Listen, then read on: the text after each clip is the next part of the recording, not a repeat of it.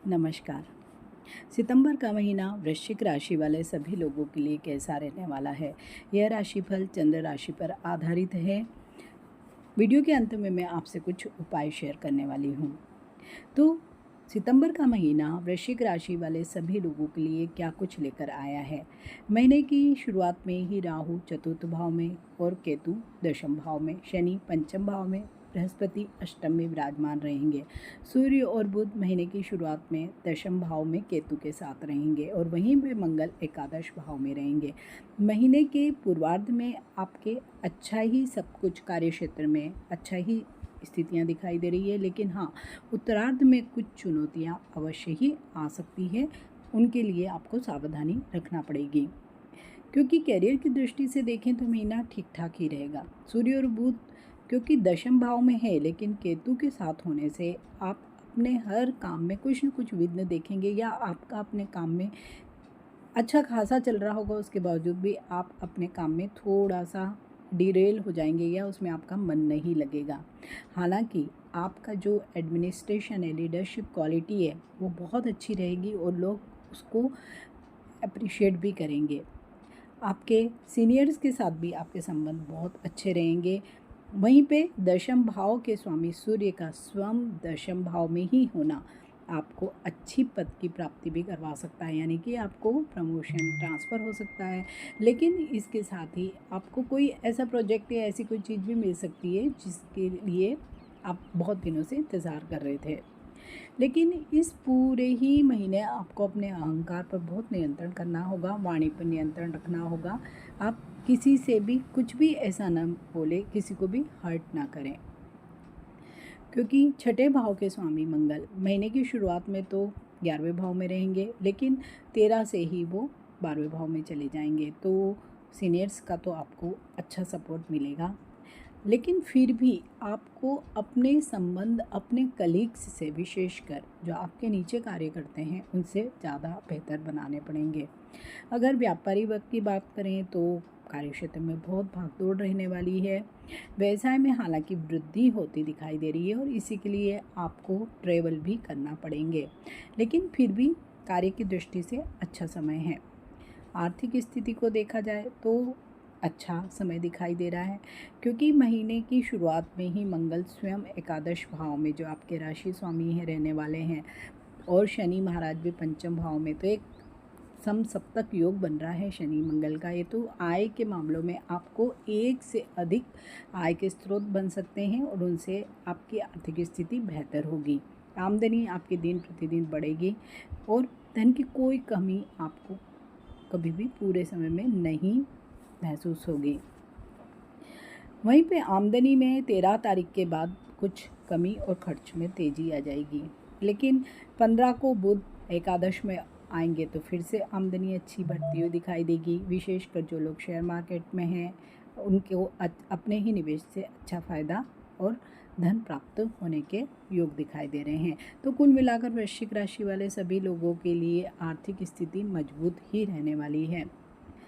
अगर स्वास्थ्य की बात करें तो स्वास्थ्य भी वृश्चिक राशि वाले सभी लोगों का अच्छा ही रहेगा।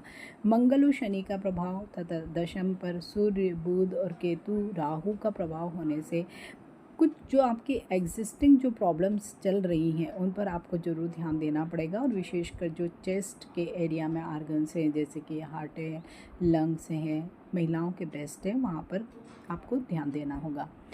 बृहस्पति महाराज भी अष्टम में विराजमान रहेंगे, तो आपको गैस, एसिडिटी, इस तरह की चीज़ें बढ़ा सकते हैं, यानी कि पेट से जुड़ी समस्याओं को जन्म दे सकते हैं।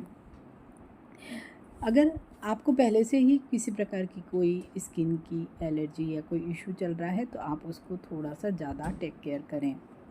जो लोग भी हार्ट पेशेंट हैं, उनको भी इस समय अपना मेडिकल चेकअप अवश्य ही करवाना चाहिए, क्योंकि इस समय आपके अपने घर के जो बुजुर्ग हैं, माता पिता हैं, दादा दादी हैं, उनके स्वास्थ्य का भी अधिक ध्यान करना पड़ेगा।